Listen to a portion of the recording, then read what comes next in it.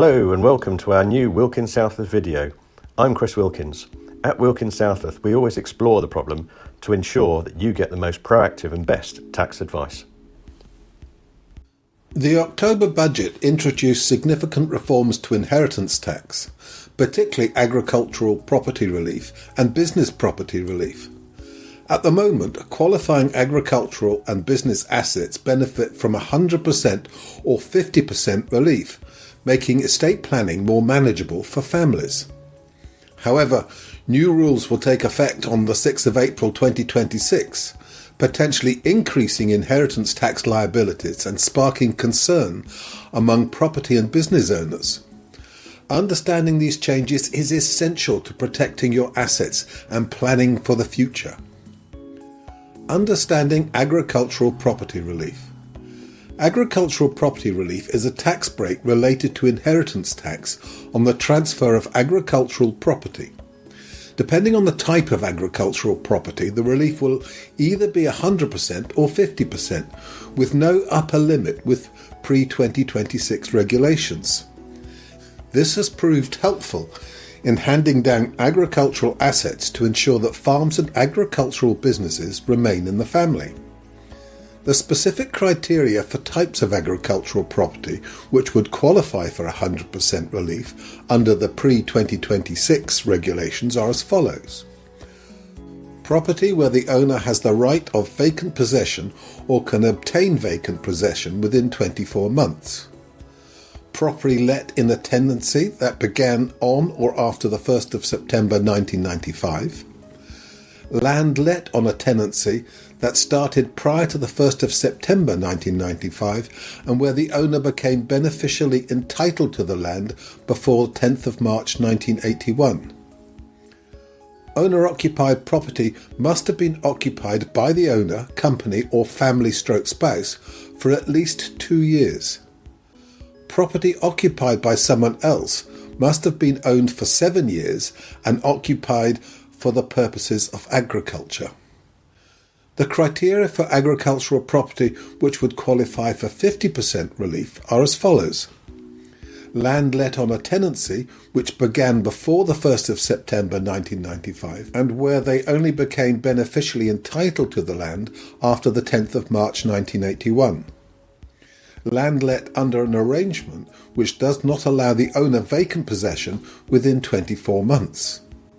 For reference, the definition of agricultural property is relatively broad and takes in land used to grow crops, property used for stud farming, trees planted and harvested every 10 years, land not currently being farmed under habitat/crop rotation schemes, the value of milk quotas associated with the land, some agricultural shares and securities, farm buildings, cottages and farmhouses.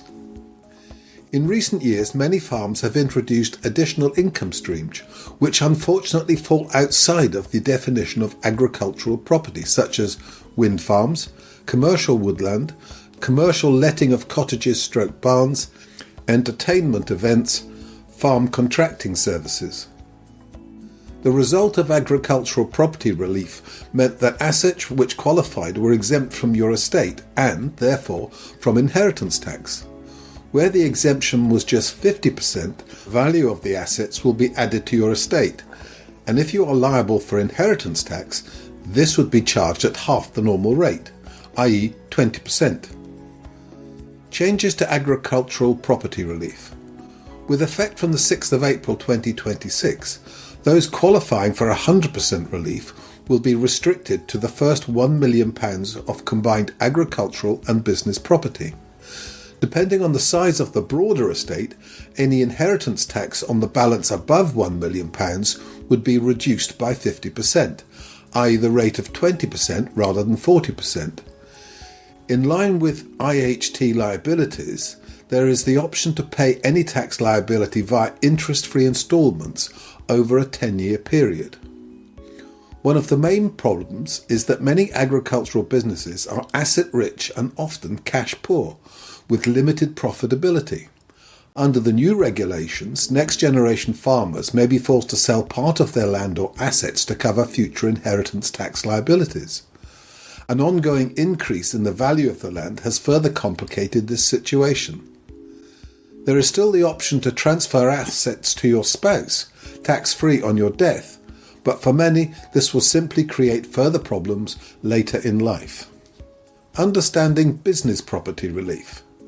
Similar to the passing of agricultural businesses to the next generation, business property relief has been critical for many family businesses. Theoretically, business property relief is available for business property anywhere in the world that might typically fall within your inheritance tax net. In a similar fashion to agricultural property relief, dependent on the type of asset, it may be eligible for 100% or 50% relief on inheritance tax. Under the old regulations, the following assets would receive 100% relief against any potential inheritance tax liability: trading business / interest in a trading business, holding shares in an unquoted company, EIS investments. Criteria for a 50% reduction on the inheritance tax rate would apply to the following assets: a controlling stake of more than 50% in a quoted company, land, buildings, machinery and plant used mainly for the activities carried out by a company / partnership. In order to put the broader concept into perspective, business relief is not available for investment businesses, accepted assets, businesses subject to a contract for sale. The ownership condition for business relief is a minimum ownership period of 2 years. Where passed to a surviving spouse, their ownership period is deemed to have started when the deceased acquired the asset. Changes to business property relief. Similarly to the agricultural property relief, the first £1 million of assets will still receive 100% relief against inheritance tax. Assets over £1 million will be deemed to be part of the deceased's estate, and where liable to inheritance tax, there will be a 50% reduction, i.e. an inheritance tax of 20% rather than 40%. Where the deceased held shares that were not listed on a recognised stock exchange, e.g. the AIM market, they will form part of the estate but would be subject to 50% relief against inheritance tax. This asset will not count towards the £1 million allowance, which qualifies for 100% relief. Implications of the reforms. Before we look at the implications in more detail, it's essential to recognise that the government brought in forestalling regulations on the 30th of October 2024. This means that for lifetime transfers on or after this date, if the donor dies on or after the 6th of April 2026, the new relief rules apply. If the donor dies within 7 years of the transfer, this would be a failed, potentially exempt transfer and fall under the rules of the new agricultural and business property relief regulations. This is where it starts to get complicated. There is controversy and significant disagreement between the Treasury and farming bodies concerning the estimated number of farms which the change in regulations could impact. The government claims that just 27% of farms will be impacted, but the National Farmers Union believe this will affect nearly 75% of commercial farms. The main areas of contention are as follows. Not all agricultural property relief claims relate to working farms. The data used by the government was from the tax year 2021-22. Land prices have increased significantly since 2021-22. The impact on farms claiming both sets of relief has not been taken into account. To put this into perspective, the average return on capital employed between the 2018 and 19 and the 2022-23 tax years has been as follows. Small farms, minus 0.6%. Medium-sized farms, 0.4%. Large farms, 2%.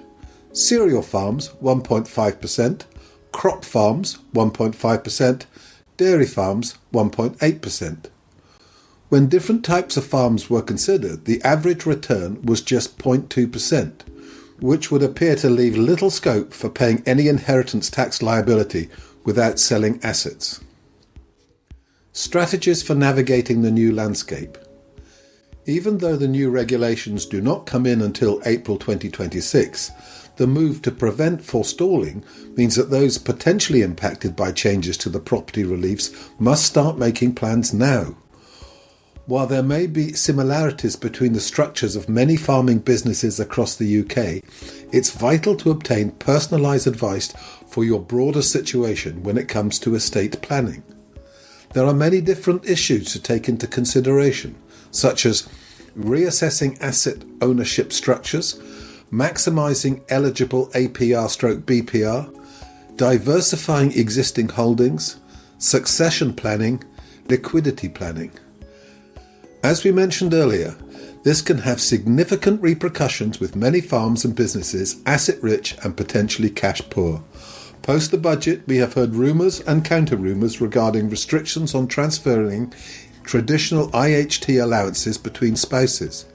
Consequently, you must take advice from a tax expert who knows the current regulations and incoming changes. Conclusion. Unfortunately, it seems that a significant number of farms and businesses will suffer as a consequence of changes to agricultural and business property relief. It's essential to adjust your estate management plans and consider the incoming regulations as soon as possible. We have a team of tax experts available to discuss your situation in more detail, identify the options, and propose the most appropriate actions for you. If you have any questions regarding inheritance tax, then please visit our website and leave a message. We will then get back to you as soon as possible. By the way, don't forget to subscribe to learn about other videos in this series.